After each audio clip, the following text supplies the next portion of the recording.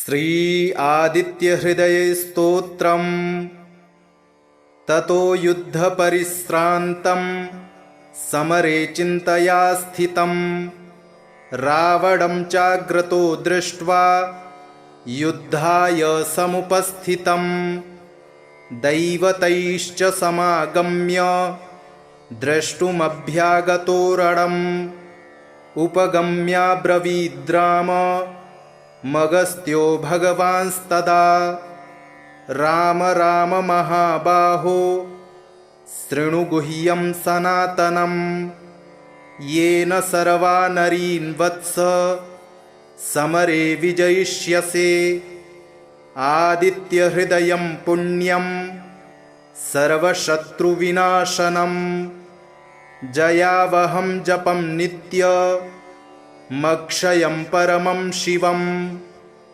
सर्वमङ्गलमाङ्गल्यं सर्वपापप्रणाशनं चिन्ताशोकप्रशमनमायुर्वर्धनमुत्तमं रश्मिमन्तं समुद्यन्तं देवासुरनमस्कृतं पूजयस्व विवस्वन्तं भास्करं भुवनेश्वरं सर्वदेवात्मको ह्येष तेजस्वी रश्मिभावनः एष देवासुरगणान् लोकान् पाति गभस्तिभिः एष ब्रह्मा च विष्णुश्च शिवः स्कन्दः प्रजापतिः महेन्द्रो धनदः कालो यमः सोमो ह्यपाम्पतिः पितरो वसवः साध्या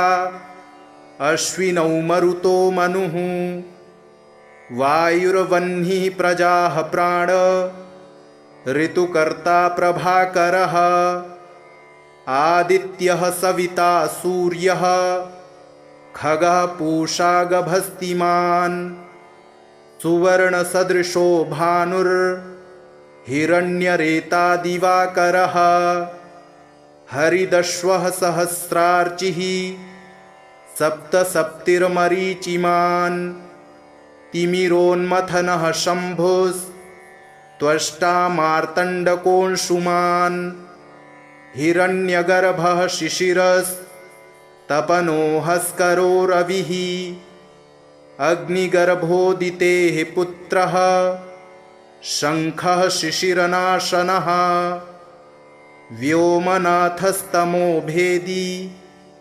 ऋग्यजुःसामपारगः घनवृष्टिरपां मित्रो विन्ध्यवीथीप्लवङ्गमः आतपीमण्डली मृत्युः पिङ्गलः सर्वतापनः कविर्विश्वो महातेजा रक्तः सर्वभवोद्भवः नक्षत्रग्रहताराडा मधिपो विश्वभावनः तेजसामपि तेजस्वी द्वादशात्मन्नमोऽस्तु ते नमः पूर्वाय गिरये पश्चिमायाद्रये नमः ज्योतिर्गणानां पतये दीनाधिपतये नमः जयाय जयभद्राय हर्यश्वाय नमो नमः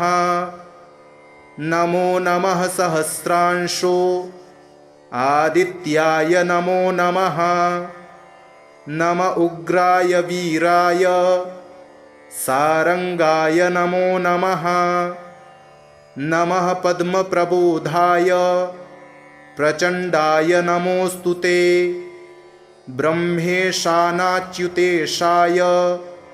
सूरायादित्यवर्चसे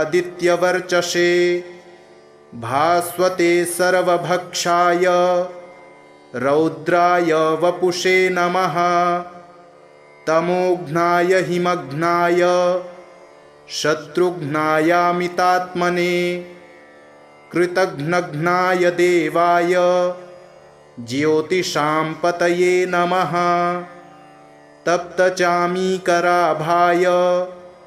हरये विश्वकर्मणे नमस्तमोभिनिघ्नाय रुचये लोकसाक्षिणे नाशयत्येष वै भूतं तमेव सृजति प्रभुः पायत्येष तपत्येष वर्षत्येष गभस्तिभिः एष सुप्तेषु जागर्ति भूतेषु परिनिष्ठितः एष चैवाग्निहोत्रं च फलं चैवाग्निहोत्रिणां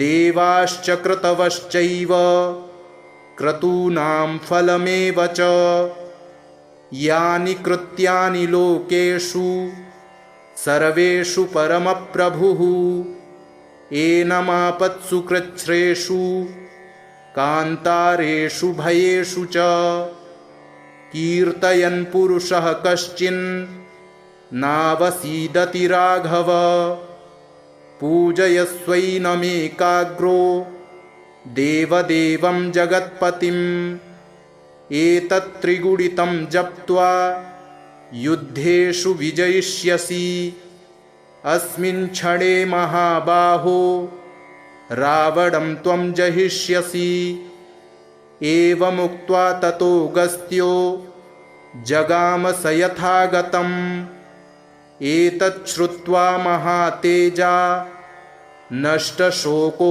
भवत्तदा धारयामास सुप्रीतो राघवः प्रयतात्मवान् आदित्यं प्रेक्ष्य जप्त्वेदं परं हर्षमवाप्तवान् त्रिराचम्य शुचिर्भूत्वा धनुरादाय वीर्यवान् रावणं प्रेक्ष्य हृष्टात्मा जयार्थं समुपागमत् सर्वयत्नेन महता वृतस्तस्य वधे भवत् अथ रविरववदन्निरीक्ष्य रामं मुदितमनाः परमं प्रहृष्यमाणः निशिचरपतिसंक्षयं विदित्वा सुरगणमध्यगतो वचस्त्वरेति श्रीस्वधास्तोत्रम्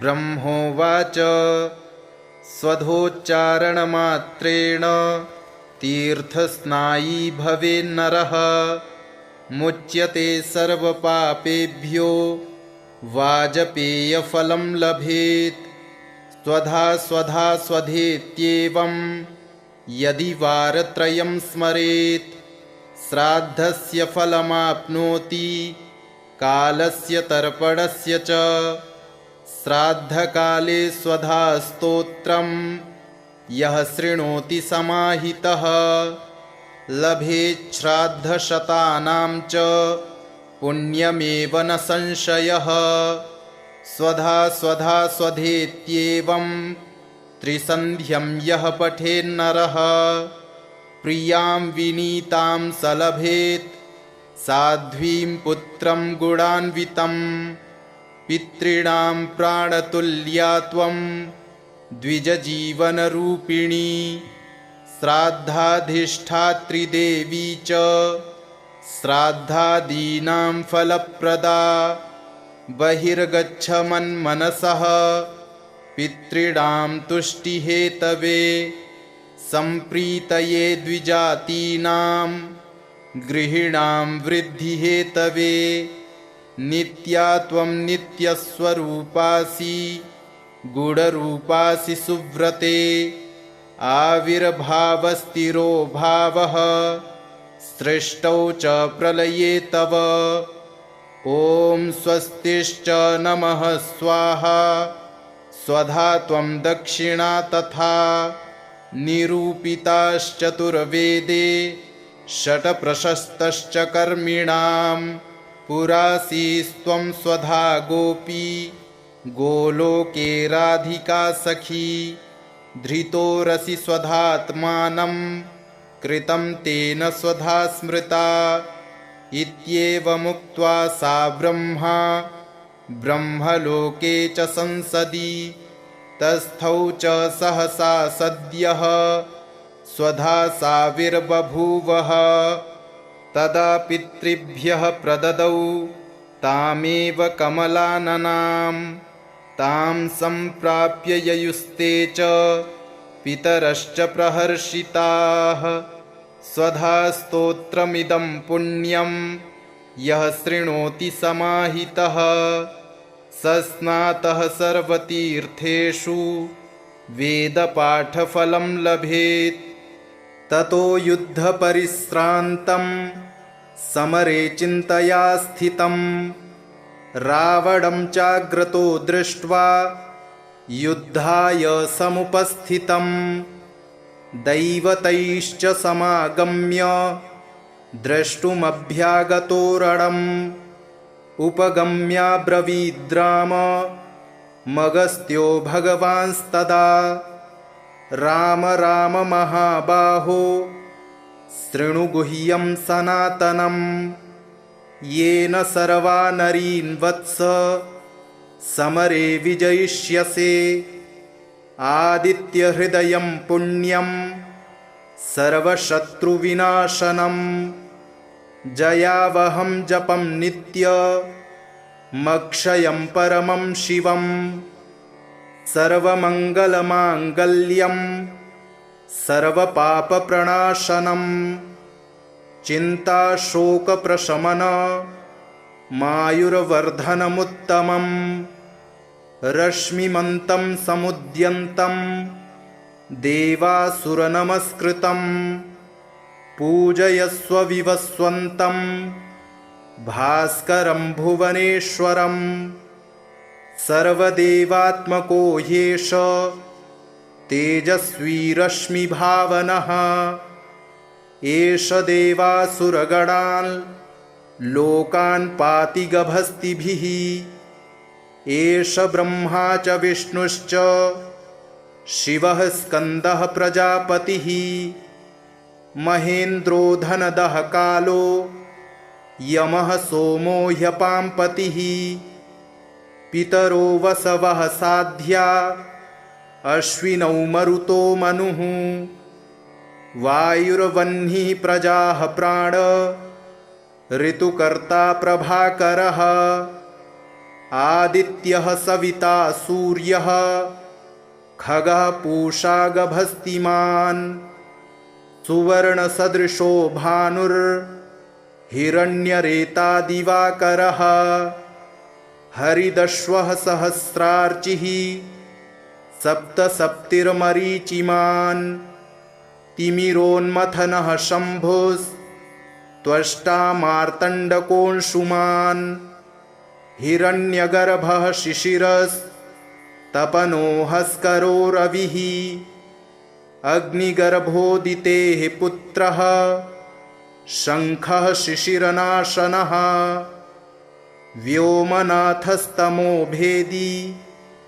ऋग्यजुःसामपारगः घनवृष्टिरपां मित्रो विन्ध्यवीथीप्लवङ्गमः आतपीमण्डली मृत्युः पिङ्गलः सर्वतापनः कविर्विश्वो महातेजा रक्तः सर्वभवोद्भवः नक्षत्रग्रहताराडा मधिपो विश्वभावनः तेजसामपि तेजस्वी द्वादशात्मन्नमोऽस्तु ते नमः पूर्वाय गिरये पश्चिमायाद्रये नमः ज्योतिर्गणानां पतये दीनाधिपतये नमः जयाय जयभद्राय हर्यश्वाय नमो नमः नमो नमः सहस्रांशो आदित्याय नमो नमः नम उग्राय वीराय सारंगाय नमो नमः नमः पद्मप्रबोधाय प्रचण्डाय नमोऽस्तु ते ब्रह्मेशानाच्युतेशाय सूरायादित्यवर्चसे भास्वते सर्वभक्षाय रौद्राय वपुषे नमः तमोघ्नाय हिमघ्नाय शत्रुघ्नायामितात्मने कृतघ्नघ्नाय देवाय ज्योतिषां पतये नमः तप्तचामीकराभाय हरये विश्वकर्मणे नमस्तमोभिनिघ्नाय रुचये लोकसाक्षिणे नाशयत्येष वै भूतं तमेव सृजति प्रभुः पायत्येष तपत्येष वर्षत्येष गभस्तिभिः एष सुप्तेषु जागर्ति भूतेषु परिनिष्ठितः एष चैवाग्निहोत्रं च फलं चैवाग्निहोत्रिणां देवाश्च क्रतवश्चैव क्रतूनां फलमेव च यानि कृत्यानि लोकेषु सर्वेषु परमप्रभुः एनमापत्सु कृच्छ्रेषु कान्तारेषु भयेषु च कीर्तयन् पुरुषः कश्चिन् नावसीदति राघव पूजयस्वैनमेकाग्रो देवदेवं जगत्पतिम् एतत्त्रिगुणितं जप्त्वा युद्धेषु विजयिष्यसि अस्मिन् क्षणे महाबाहो रावणं त्वं जहिष्यसि एवमुक्त्वा ततोऽगस्त्यो जगाम स यथागतम् एतच्छ्रुत्वा महातेजा नष्टशोको भवत्तदा धारयामास सुप्रीतो राघवः प्रयतात्मवान् आदित्यं प्रेक्ष्य जप्त्वेदं परं हर्षमवाप्तवान् त्रिराचम्य शुचिर्भूत्वा धनुरादाय वीर्यवान् रावणं प्रेक्ष्य हृष्टात्मा जयार्थं समुपागमत् सर्वयत्नेन महता वृतस्तस्य वधे भवत् अथ रविरववदन्निरीक्ष्य रामं मुदितमनाः परमं प्रहृष्यमाणः निशिचरपतिसंक्षयं विदित्वा सुरगणमध्यगतो वचस्त्वरेति ब्रह्मोवाच स्वधोच्चारणमात्रेण तीर्थस्नायी भवेन्नरः मुच्यते सर्वपापेभ्यो वाजपेयफलं लभेत् स्वधा स्वधा स्वधेत्येवं यदि वारत्रयं स्मरेत् श्राद्धस्य फलमाप्नोति कालस्य तर्पणस्य च श्राद्धकाले स्वधा स्तोत्रं यः शृणोति समाहितः लभेत् श्राद्धशतानां च पुण्यमेव न संशयः स्वधा स्वधा स्वधेत्येवं त्रिसन्ध्यं यः पठेन्नरः प्रियां विनीतां स लभेत् साध्वीं पुत्रं गुणान्वितं पितॄणां प्राणतुल्या त्वं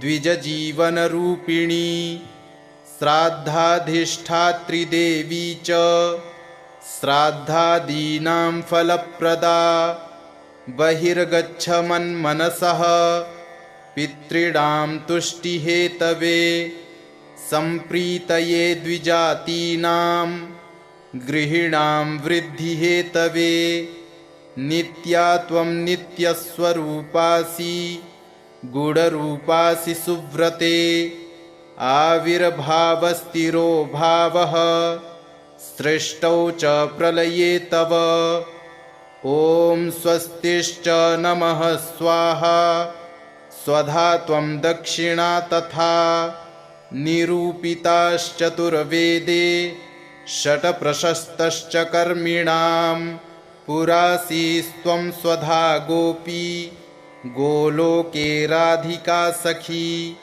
धृतोरसि स्वधात्मानं कृतं तेन स्वधा स्मृता इत्येवमुक्त्वा सा ब्रह्मा ब्रह्मलोके च संसदि तस्थौ च सहसा सद्यः स्वधा साविर्बभूवः। तदा पितृभ्यः प्रददौ तामेव कमलाननां तां सम्प्राप्य ययुस्ते च पितरश्च प्रहर्षिताः। स्वधा स्तोत्रमिदं पुण्यं यः शृणोति समाहितः स स्नातः सर्वतीर्थेषु वेदपाठफलं लभेत्। ततो युद्धपरिश्रान्तं समरे चिन्तया स्थितं रावणं चाग्रतो दृष्ट्वा युद्धाय समुपस्थितं दैवतैश्च समागम्य द्रष्टुमभ्यागतो रणम् उपगम्याब्रवीद्राम मगस्त्यो भगवांस्तदा राम राम महाबाहो शृणु गुह्यं सनातनं येन सर्वा नरीन् वत्स समरे विजयिष्यसे आदित्यहृदयं पुण्यं सर्वशत्रुविनाशनं जयावहं जपं नित्यमक्षयं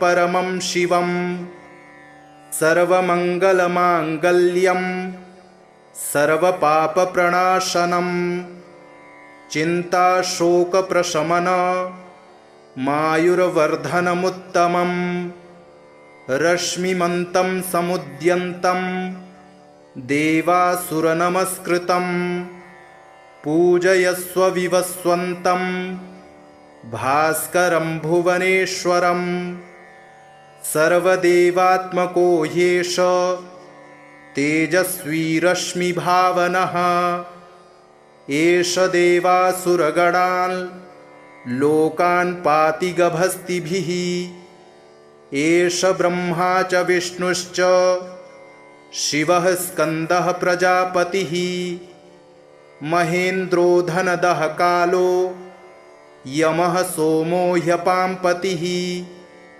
पितरो वसवः साध्या अश्विनौ मरुतो मनुः वायुर्वह्निः प्रजाः प्राण ऋतुकर्ता प्रभाकरः आदित्यः सविता सूर्यः खगः पूषा गभस्तिमान् सुवर्णसदृशो भानुर्हिरण्यरेता दिवाकरः हरिदश्वः सहस्रार्चिः सप्तसप्तिर्मरीचिमान् तिमिरोन्मथनः शम्भुस्त्वष्टा मार्तण्डकोऽंशुमान् हिरण्यगर्भः शिशिरस्तपनो हस्करो रविः अग्निगर्भोदितेः पुत्रः शङ्खः शिशिरनाशनः व्योमनाथस्तमो भेदी ऋग्यजुःसामपारगः घनवृष्टिरपां मित्रो विन्ध्यवीथीप्लवङ्गमः आतपीमण्डली मृत्युः पिङ्गलः सर्वतापनः कविर्विश्वो महातेजा रक्तः सर्वभवोद्भवः नक्षत्रग्रहताराडा मधिपो विश्वभावनः तेजसामपि तेजस्वी द्वादशात्मन्नमोऽस्तु ते नमः पूर्वाय गिरये पश्चिमायाद्रये नमः ज्योतिर्गणानां पतये दीनाधिपतये नमः जयाय जयभद्राय हर्यश्वाय नमो नमः नमो नमः सहस्रांशो आदित्याय नमो नमः नम उग्राय वीराय सारंगाय नमो नमः नमः पद्मप्रबोधाय प्रचण्डाय नमोऽस्तु ते ब्रह्मेशानाच्युतेशाय सूरायादित्यवर्चसे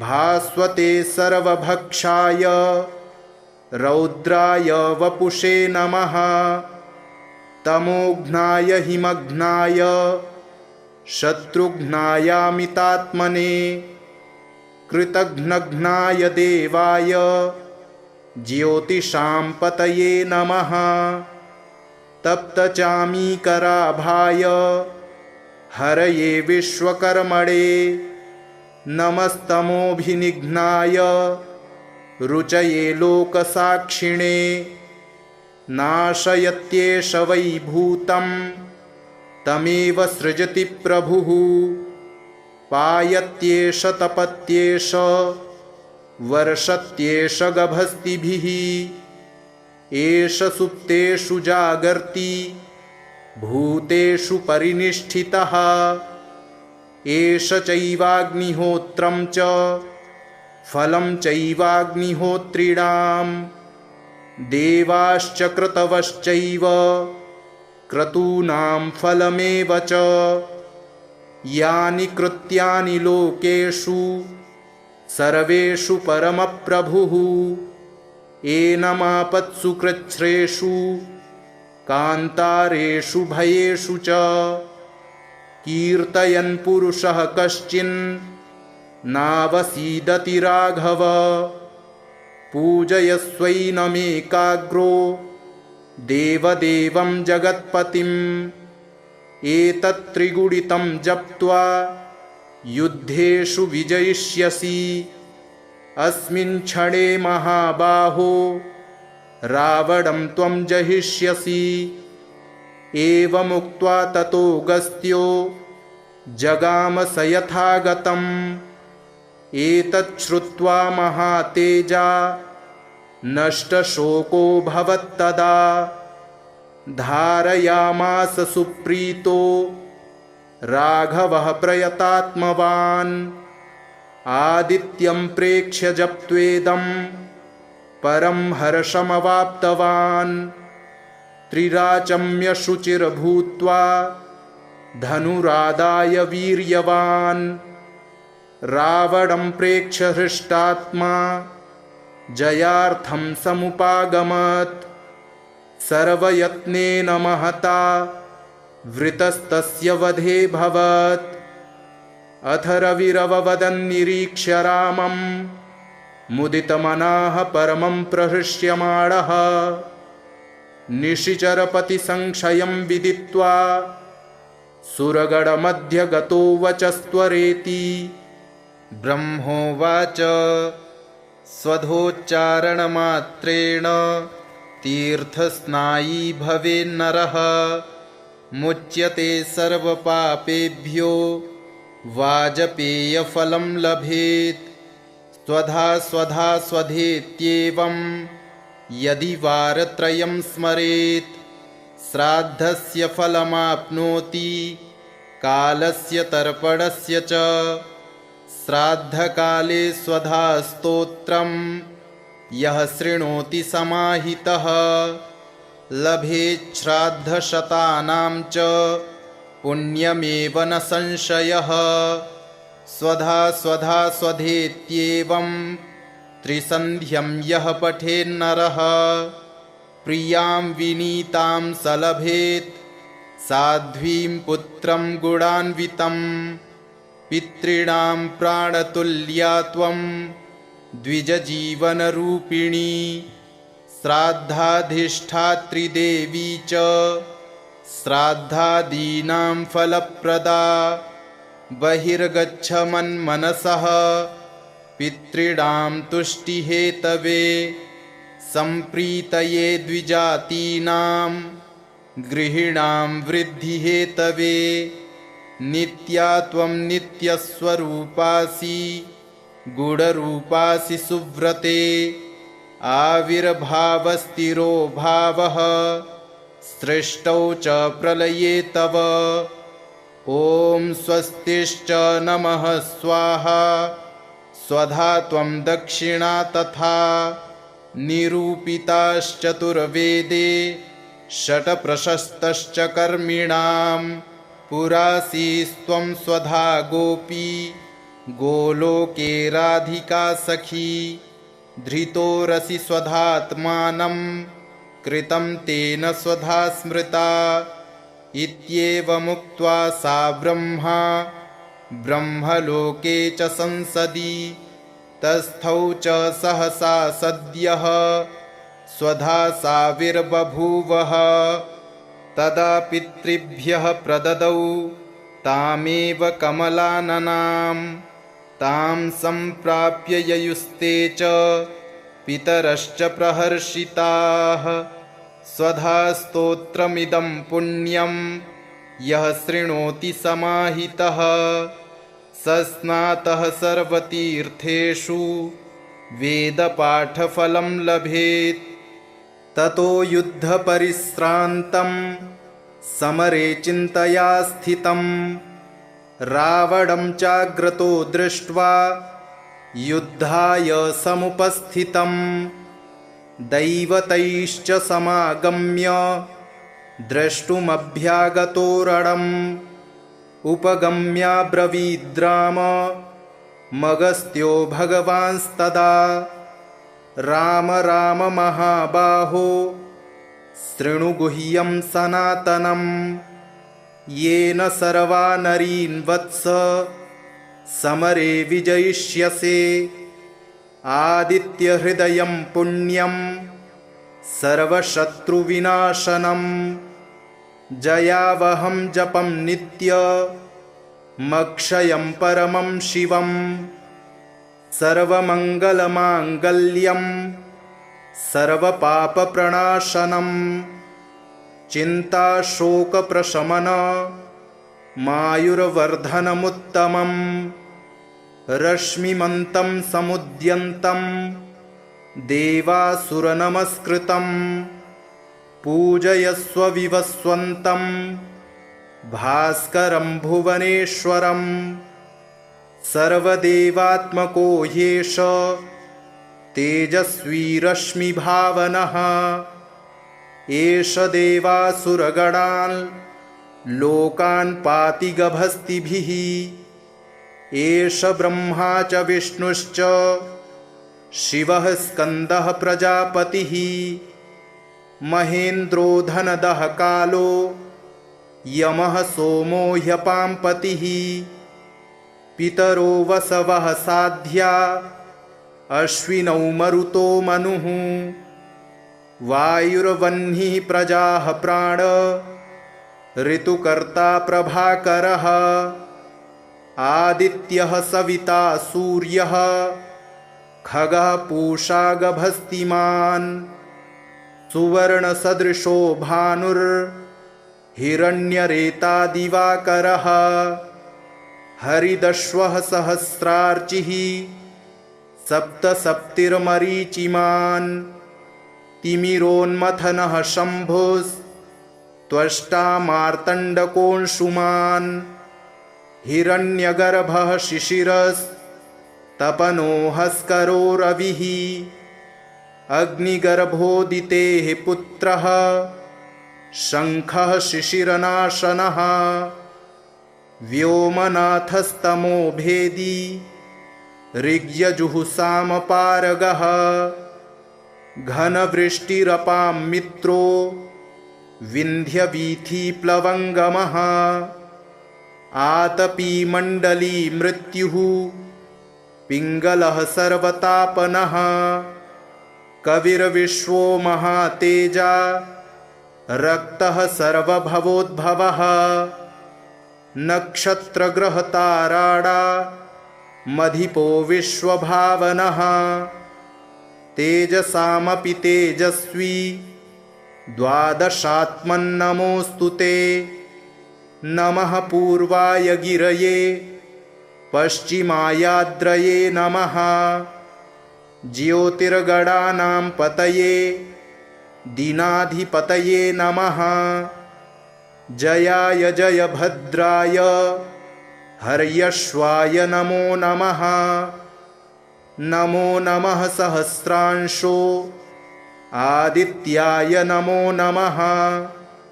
नम उग्राय वीराय सारंगाय नमो नमः।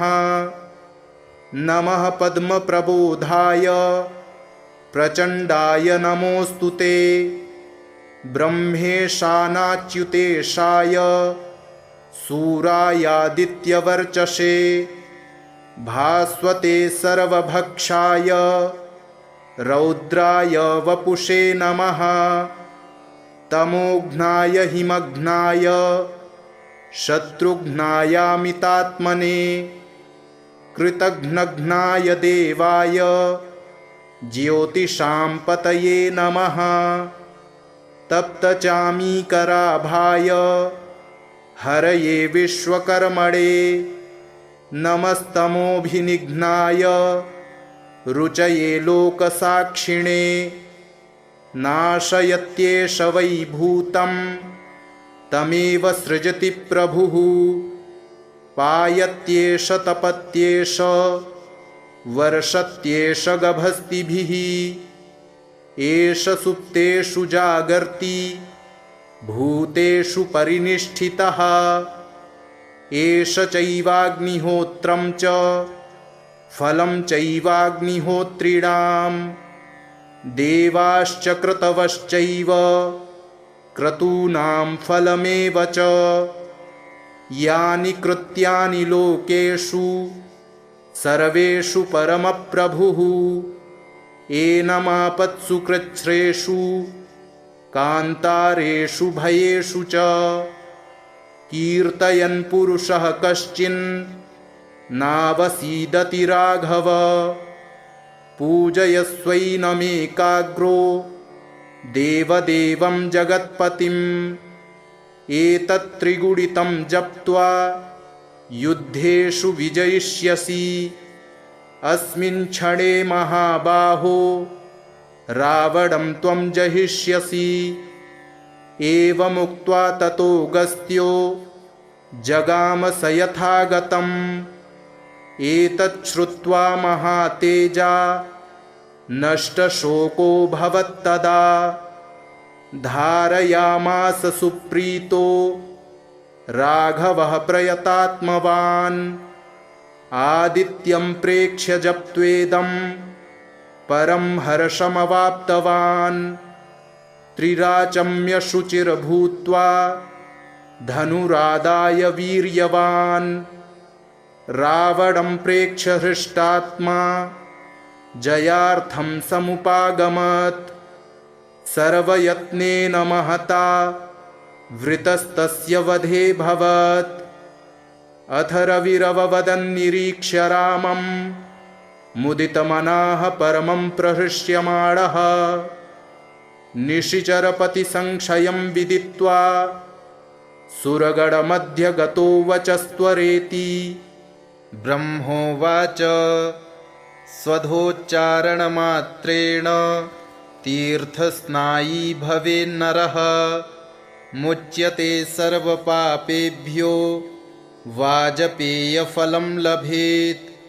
स्वधा स्वधा स्वधेत्येवं यदि वारत्रयं स्मरेत्। श्राद्धस्य फलमाप्नोति कालस्य तर्पणस्य च। श्राद्धकाले स्वधा स्तोत्रं यः शृणोति समाहितः। लभेत् श्राद्धशतानां च पुण्यमेव न संशयः। स्वधा स्वधा स्वधेत्येवं त्रिसन्ध्यं यः पठेन्नरः। प्रियां विनीतां स लभेत् साध्वीं पुत्रं गुणान्वितं। पितॄणां प्राणतुल्या त्वं द्विजजीवनरूपिणी। श्राद्धाधिष्ठात्री देवी च श्राद्धादीनां फलप्रदा। बहिर्गच्छ मन्मनसः पितॄणां तुष्टिहेतवे। सम्प्रीतये द्विजातीनां गृहीणां वृद्धिहेतवे। नित्या त्वं नित्यस्वरूपासि गुणरूपासि सुव्रते। आविर्भावस्तिरो भावः सृष्टौ च प्रलये तव। ॐ स्वस्तिश्च नमः स्वाहा स्वधा त्वं दक्षिणा तथा निरूपिताश्चतुर्वेदे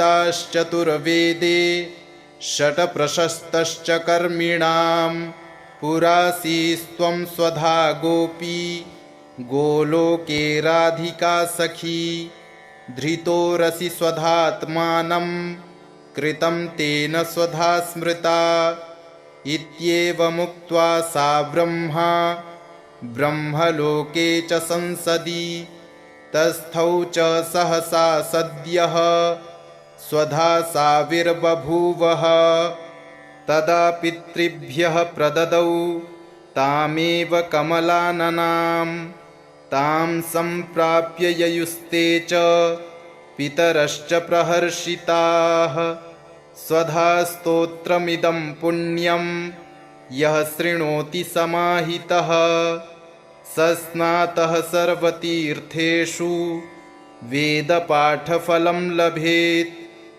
ततो युद्धपरिश्रान्तं समरे चिन्तया स्थितं रावणं चाग्रतो दृष्ट्वा युद्धाय समुपस्थितं दैवतैश्च समागम्य द्रष्टुमभ्यागतो रणम् उपगम्याब्रवीद्राम मगस्त्यो भगवांस्तदा राम राम महाबाहो शृणु गुह्यं सनातनं येन सर्वा नरीन् वत्स समरे विजयिष्यसे आदित्यहृदयं पुण्यं सर्वशत्रुविनाशनं जयावहं जपं नित्यमक्षयं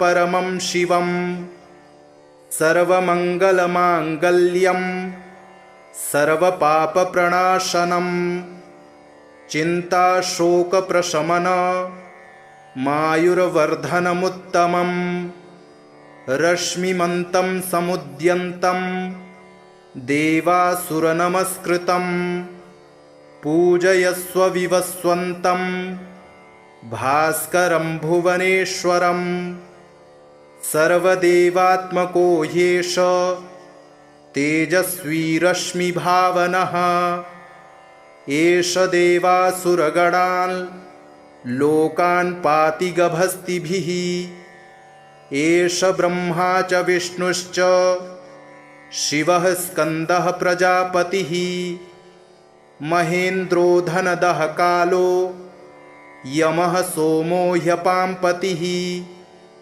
पितरो वसवः साध्या अश्विनौ मरुतो मनुः वायुर्वह्निः प्रजाः प्राण ऋतुकर्ता प्रभाकरः आदित्यः सविता सूर्यः खगः पूषा गभस्तिमान् सुवर्णसदृशो भानुर्हिरण्यरेता दिवाकरः हरिदश्वः सहस्रार्चिः सप्तसप्तिर्मरीचिमान् तिमिरोन्मथनः शम्भुस्त्वष्टा मार्तण्डकोऽंशुमान् हिरण्यगर्भः शिशिरस्तपनो हस्करो रविः अग्निगर्भोदितेः पुत्रः शङ्खः शिशिरनाशनः व्योमनाथस्तमो भेदी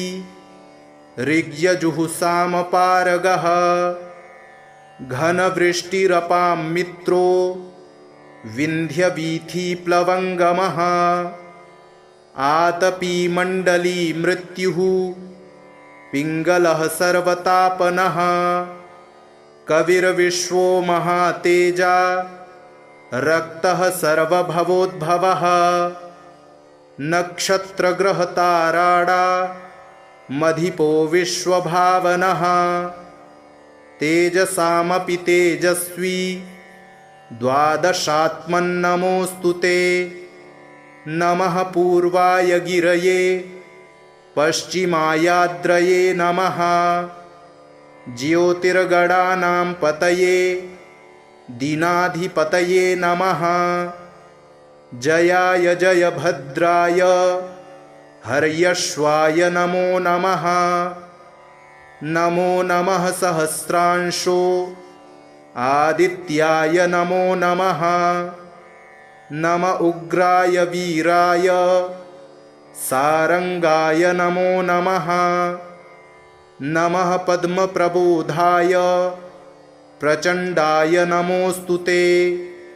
ब्रह्मेशानाच्युतेशाय सूरायादित्यवर्चसे भास्वते सर्वभक्षाय रौद्राय वपुषे नमः।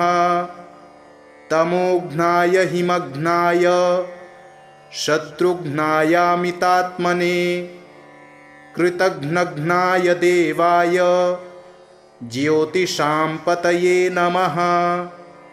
तप्तचामीकराभाय हरये विश्वकर्मणे नमस्तमोभिनिघ्नाय रुचये लोकसाक्षिणे। नाशयत्येष वै भूतं तमेव सृजति प्रभुः। पायत्येष तपत्येष वर्षत्येष गभस्तिभिः। एष सुप्तेषु जागर्ति भूतेषु परिनिष्ठितः। एष चैवाग्निहोत्रं च फलं चैवाग्निहोत्रिणां। देवाश्च क्रतवश्चैव क्रतूनां फलमेव च। यानि कृत्यानि लोकेषु सर्वेषु परमप्रभुः। एनमापत्सु कृच्छ्रेषु कान्तारेषु भयेषु च। कीर्तयन् पुरुषः कश्चिन् नावसीदति राघव। पूजयस्वैनमेकाग्रो देवदेवं जगत्पतिम्। एतत्त्रिगुणितं जप्त्वा युद्धेषु विजयिष्यसि। अस्मिन् क्षणे महाबाहो रावणं त्वं जहिष्यसि। एवमुक्त्वा ततोऽगस्त्यो जगाम स यथागतम्। एतच्छ्रुत्वा महातेजा नष्टशोकोऽभवत्तदा। धारयामास सुप्रीतो राघवः प्रयतात्मवान्। आदित्यं प्रेक्ष्य जप्त्वेदं परं हर्षमवाप्तवान्। त्रिराचम्य शुचिर्भूत्वा धनुरादाय वीर्यवान्। रावणं प्रेक्ष्य हृष्टात्मा जयार्थं समुपागमत्।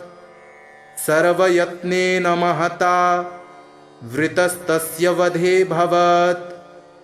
अथ रविरववदन्निरीक्ष्य रामं मुदितमनाः परमं प्रहृष्यमाणः। निशिचरपतिसंक्षयं विदित्वा सुरगणमध्ये गतो वचस्त्वरेति। ब्रह्मोवाच स्वधोच्चारणमात्रेण तीर्थस्नायी भवेन्नरः। मुच्यते सर्वपापेभ्यो वाजपेयफलं लभेत्।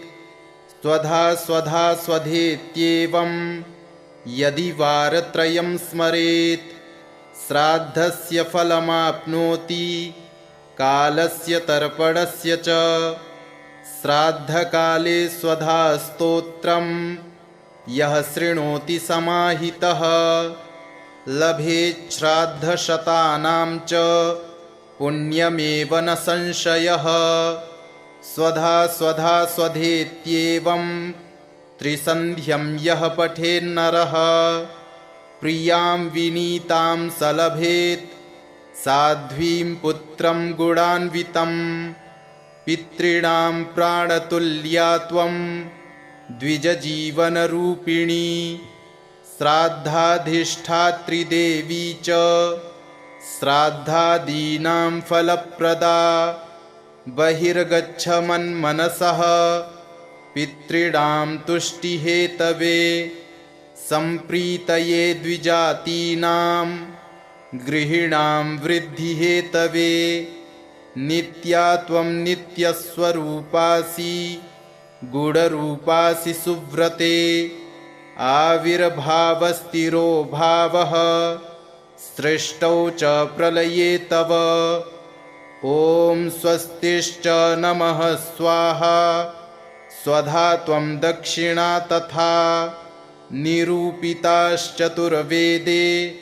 षट्प्रशस्तश्च कर्मिणां पुरासीस्त्वं स्वधा गोपी गोलोके राधिका सखी धृतोरसि स्वधात्मानं कृतं तेन स्वधा स्मृता इत्येवमुक्त्वा सा ब्रह्मलोके च संसदि तस्थौ च सहसा सद्यः स्वधा साविर्बभूवः तदा पितृभ्यः प्रददौ तामेव कमलाननां तां सम्प्राप्य ययुस्ते च पितरश्च प्रहर्षिताः स्वधा स्तोत्रमिदं पुण्यं यः शृणोति समाहितः स स्नातः सर्वतीर्थेषु वेदपाठफलं लभेत् इति श्रीब्रह्मवैवर्तमहापुराणे